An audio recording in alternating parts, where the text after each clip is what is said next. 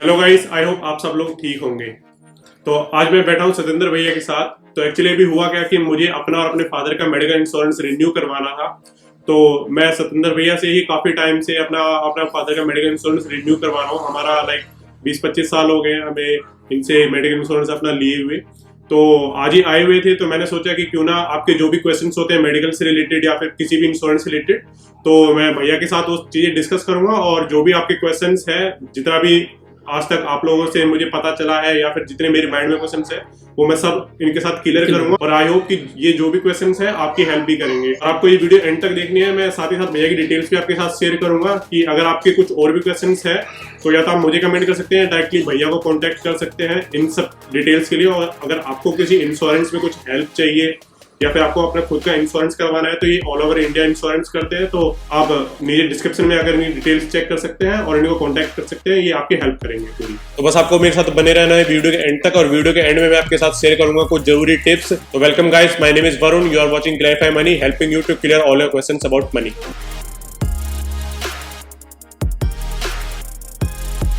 तो हर वीकेंड में आपके लिए एक ऐसी वीडियो लेकर आता हूं जहां मैं आपको फाइनेंस से एजुकेट करने के लिए हेल्प करता हूं। और हम डिस्कस करते हैं बजट प्लानिंग के बारे में, इमरजेंसी प्लानिंग के बारे में, लोन पेमेंट के बारे में। एंड मैं आपके साथ शेयर करता हूं जो भी टिप्स एंड ट्रिक्स है related to your money. So please make sure subscribe the Clarify Money and press the bell icon so you can get all the notification of upcoming videos. तो मैं अभी सीधा start करता हूं। हम भैया से बात करते हैं कि जैसे कि आपका क्वेश्चन था कि मेडिकल इंश्योरेंस और टर्म इंश्योरेंस में क्या डिफरेंस है, तो हम सीधा भैया से पूछते हैं कि इसमें क्या डिफरेंस है और आपको कौन सा इंश्योरेंस कब बेनिफिट देता है। तो भैया आप मुझे ये बताओ कि जैसे मेडिकल इंश्योरेंस और टर्म इंश्योरेंस, तो लोगों को काफी कंफ्यूजन होती है इसमें। मेडिक्लेम एक जनरल इंश्योरेंस है। जनरल में मोटर है, मेडिक्लेम है, फायर है, मैरिन है, ये सारी इंश्योरेंस आती है जनरल में। और जो टर्म प्लान होता है वो एक लाइफ इंश्योरेंस का पार्ट है, वो लाइफ इंश्योरेंस में कवर होता है। मेडिक्लेम में हॉस्पिटलाइजेशन से लेकर सारी डिसीज, सारी A to Z चीज कवर होती हैं। और टर्म प्लान में ओनली लाइफ कवर होती है, जो ओनली डेथ रिस्क कवर पे कवरेज होती है, जो कि आप यंग एज में ले सकते हो। यंग एज में कम अमाउंट आता है, लॉन्ग पीरियड के लिए लेते हैं। और ज़्यादा एज में, ओल्ड एज में जिस मीन्स 40 से एबव लेते हो, तो एक तो टर्म भी कम होता है और एक अमाउंट भी ज़्यादा होता है। तो बेटर है कि कम एज में लॉन्ग टर्म की पॉलिसी लो, जिससे अमाउंट भी कम आए और अगेन प्रीमियम भी कम रहेगा और रिस्क कवर भी लॉन्ग टाइम तक रहेगा। तो मैं आप लोगों को बता दूं, जैसे कि अगर आपकी एज 25 साल के आसपास है और आप 1 करोड़ का टर्म इंश्योरेंस लेते हैं, तो आपका मंथली जो प्रीमियम आएगा वो करीब 600-700 रुपए के आसपास आ जाएगा। नहीं, ये 600-700 जो टीवी पे आजकल जो ऐड आ रहा है उस पर ना जाइए आप लोग, क्योंकि वो एक बात करने का जरिया है कंपनी का कि 500 रुपए महीने दो और 1 करोड़ की पॉलिसी लो। ये सारी चीजें डिपेंड करती हैं एज पे, अमाउंट पे और अर्निंग पे।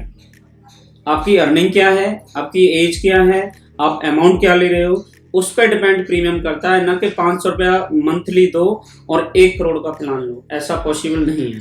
तो कोई भी 1 करोड़ का प्लान ले सकता है। फॉर एग्जाम्पल अगर मेरी 10,000 रुपए महीने की सैलरी है, तो मैं 1 करोड़ का इंश्योरेंस ले सकता हूँ? नो, तो 10,000 की पॉलिसी पे आप 1 करोड़ की पॉलिसी नहीं ले सकते। तो उसमें क्या कंडीशन? उसमें कंडीशन होती है मंथली इनकम जो होती है उसकी 40 गुना आप जो है टर्म प्लान ले सकते हैं। अच्छा, तो जैसे मेरे 10,000 अगर इनकम है तो मैं 40 लाख तक का ले सकता हूँ? 40 लाख तक का अमाउंट ले सकते हैं।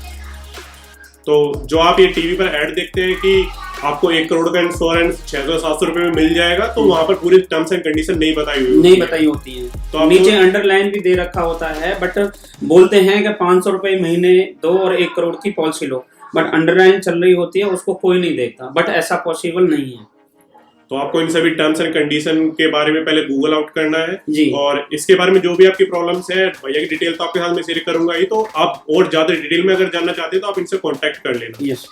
तो इसके बाद अगर जैसे आपने बताया जनरल इंश्योरेंस की अलग अलग कैटेगरीज हैं, जिसमें vehicle insurance, medical insurance, fire insurance, home insurance, सुई से लेके पार तक की जनरल इंश्योरेंस में आती हैं।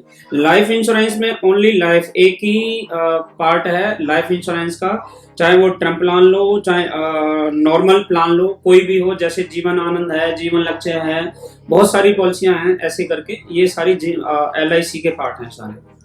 तो इसमें भी इस टाइप की पॉलिसीज हैं कि किसी पॉलिसी में आपको रिटर्न भी मिलेगा और Yes. किसी पॉलिसी में आपको सिर्फ रिस्क कवर होगा। हाँ जी, only risk cover term plan के अंदर है, बाकी सारे प्लान रिटर्नेबल हैं।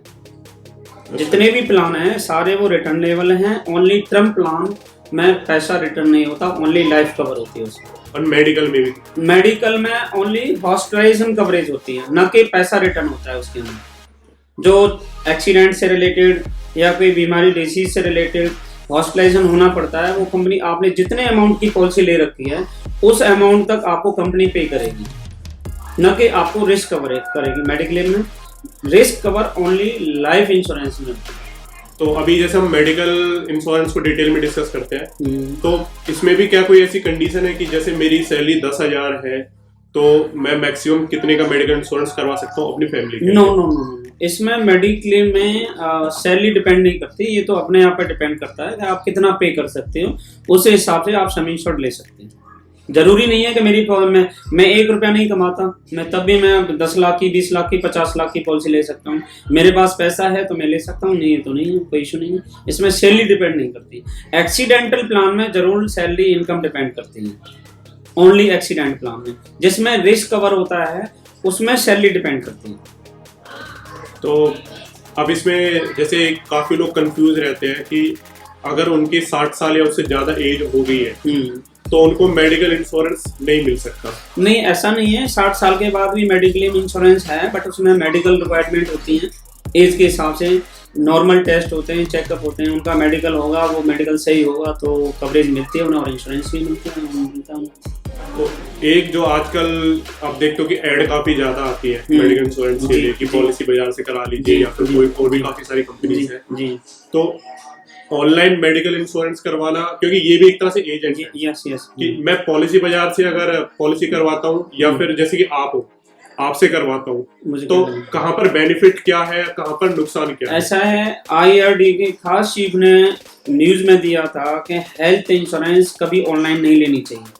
उसका एक ही रीजन है कि वहां पे आपको सर्विस प्रोवाइडर कोई भी नहीं है। कल को जरूरत पड़ने पर, ठीक है, आप कुछ लोग कहते हैं हम खुद सेल्फ ले लेंगे, ले सकते हैं, बट फिर भी जो एजेंट आपको एक हेल्प कर सकता है और जो आपको सर्विस दे सकता है वो कोई नहीं दे सकता।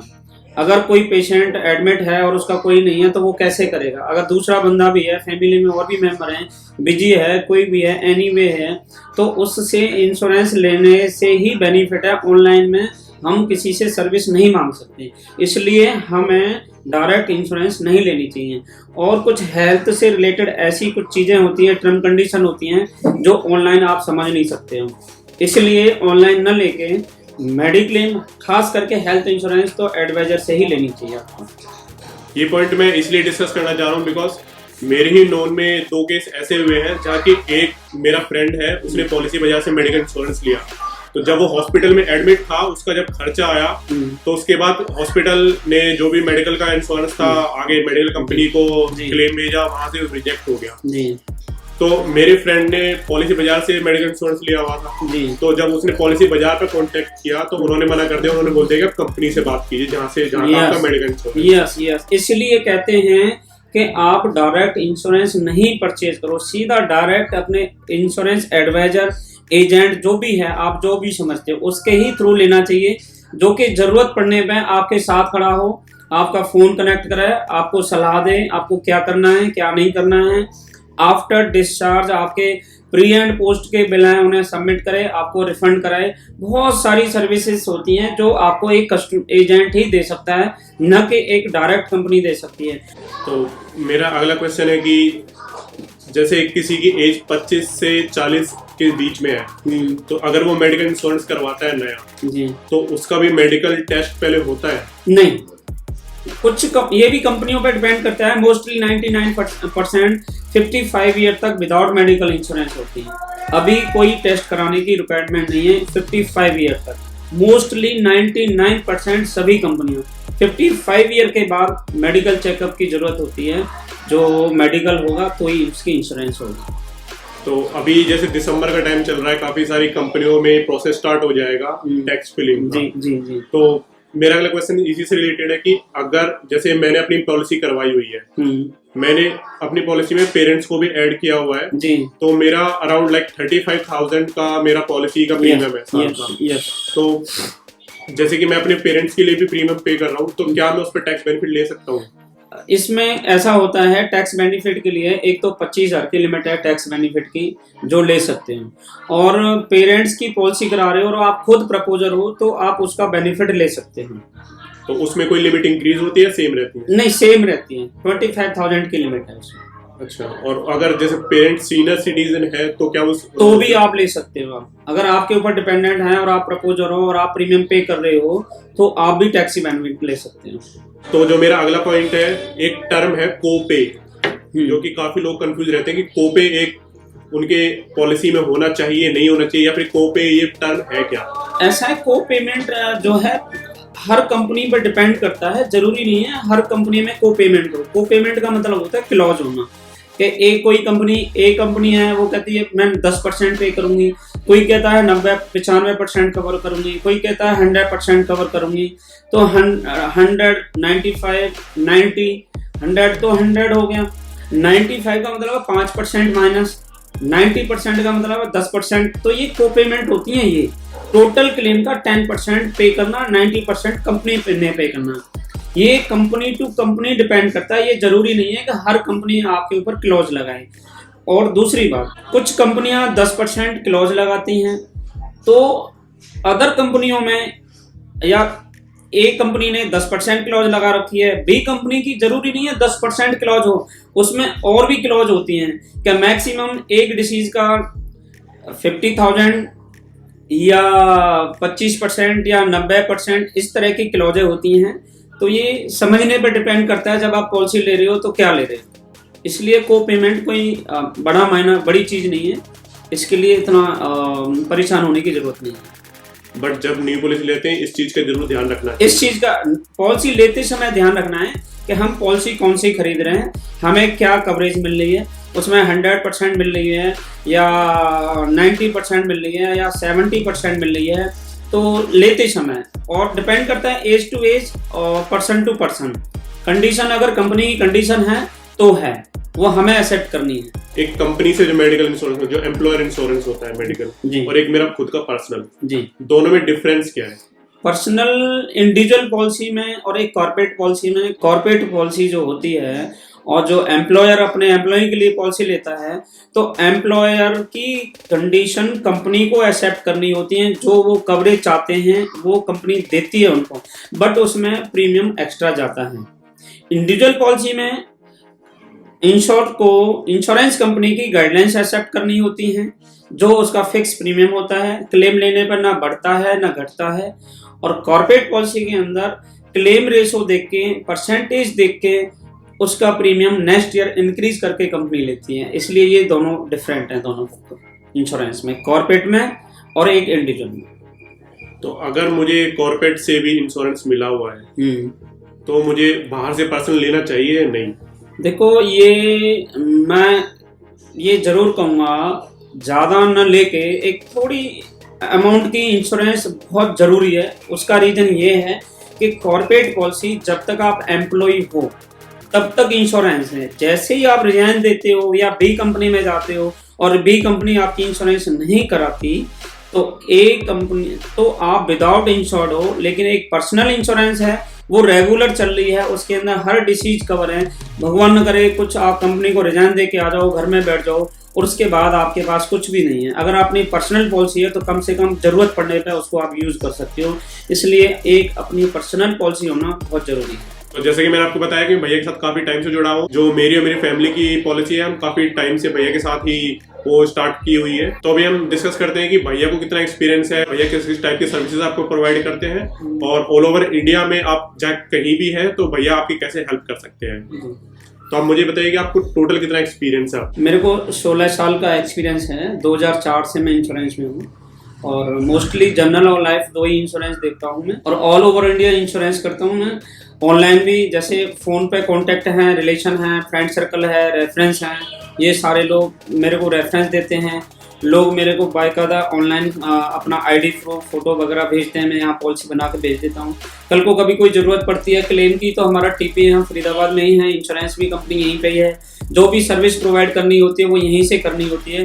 तो फ़ोन से कॉन्टैक्ट से जैसे भी है उनकी पूरी हेल्प करता हूँ और कोशिश करता हूँ ज़्यादा से ज़्यादा उनकी मेरे से हेल्प हो, और भगवान से ये भी प्रार्थना करता हूँ कि उन्हें कभी ज़रूरत ना पड़े, एक चैरिटी के तौर पे दान करें, बट अपनी इंश्योरेंस अपने आप को सेव जरूर करके रखें।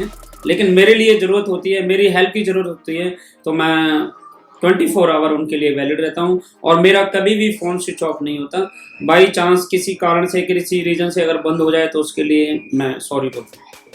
तो आप ये इंश्योरेंस का काम जो फुल टाइम करते हैं? यस, फुल टाइम इंश्योरेंस में।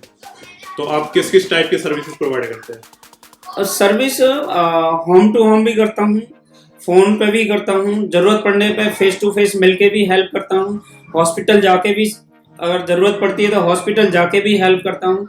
जैसी कन्वेंट होती है पेशेंट के साथ जो भी बेस्ट से बेस्ट सर्विस दे सकता हूँ उनको देता हूँ। तो किस किस टाइप का इंश्योरेंस आप प्रोवाइड करते हैं? इंश्योरेंस में हेल्थ, लाइफ और मोटर ऑल इंश्योरेंस प्रोवाइड करता हूँ। जिसको जिस तरह की रिक्वायरमेंट होती है उसी तरह की उनकी इंश्योरेंस देता हूँ। तो भैया की जो भी डिटेल्स है, भैया का कॉन्टैक्ट नंबर और ईमेल आईडी जो भी डिटेल मुझे मिलेगी, मैं सारी डिटेल्स आपके साथ अभी आपको यहाँ स्क्रीन पर भी मिल जाएगी, और जो डिटेल्स है ये सभी आप नीचे डिस्क्रिप्शन में भी चेक कर सकते हैं। तो आप अभी किस किस कंपनी का इंश्योरेंस प्रोवाइड करते हो? मैं मोस्टली सारी कंपनियों का इंश्योरेंस करता हूँ, और डिपेंड करता है कि ज़्यादातर मैं अपनी मर्जी से इंश्योरेंस दूँ किस कंपनी में ज़्यादा बेस्ट हो सकता है, ज़्यादा सर्विस दे सकता हूँ। अगर सामने वाले को लगता है कि नहीं मुझे इस कंपनी का ही चाहिए तो मैं उस कंपनी का भी दे देता हूँ। मेरे पास सारी कंपनियाँ, ऑल कंपनियाँ हैं, जो सामने वाले को जो रिक्वायरमेंट हो उसके हिसाब से भी देता हूँ। अगर मेरे ऊपर ही छोड़ देते हैं सारी A to Z चीज़ें तो फिर मैं अपने हिसाब से उनको इंश्योरेंस देता हूँ कि इस कंपनी का बेटर है। मतलब कि भैया से आपको बेस्ट सजेशन भी मिलेगा। अगर आपको कुछ भी सजेशन चाहिए कौन सी कंपनी बेस्ट है, कहाँ पर क्या क्लॉज लग सकते हैं, कहाँ पर क्या टर्म्स कंडीशन है, वो भैया अपनी तरफ से बेस्ट आपकी रिक्वायरमेंट के अकॉर्डिंग आपको सजेस्ट करेंगे। और अगर आपने पहले से कोई कंपनी सिलेक्ट की हुई है, आपने सारी सब चीजें खुद से चेक की हुई है, आप किसी स्पेसिफिक कंपनी का अगर लेना चाहते हैं तो उसमें भी भैया आपकी हेल्प कर देंगे। बिल्कुल। और मैं ये भी कहूँगा कि एक एज पे भी डिपेंड करता है, एज टू एज डिपेंड करता है कि किस बंदे को किस कंपनी में इंश्योरेंस देनी है। जरूरी नहीं है कि एक 65 साल का बंदा है कि वो ओरिएंटली देगी या न्यू डे देगी या नेशनली देगी या प्राइवेट देगी। डिपेंड करेगा, विदाउट मेडिकल इंश्योरेंस हो, ज़्यादा कवरेज मिले, ज़्यादा सर्विस मिले, तो सिचुएशन एंड टाइम पे डिपेंड करेगा, एज पे डिपेंड करेगा किस बंदे को किस कंपनी में इंश्योरेंस देनी है। बाकी आपकी रिक्वायरमेंट कहती है कि हमें इस कंपनी का चाहिए तो हम उस कंपनी का भी दे सकते हैं इंश्योरेंस आपको। ऐसा जरूरी नहीं है कि पर्टिकुलर एक कंपनी में ही देनी है। आपको जो पसंद है, आपको जो आप लाइक करते हो, मुझे इस कंपनी में चाहिए तो हम उस कंपनी में भी दे सकते हैं। बट अगर हमारे थ्रू चलोगे, हमारी सर्विस पे ज़्यादा विश्वास करके चलोगे तो जो बेटर होगा हम उस कंपनी की आपको उसकी इंश्योरेंस पे देंगे आपको।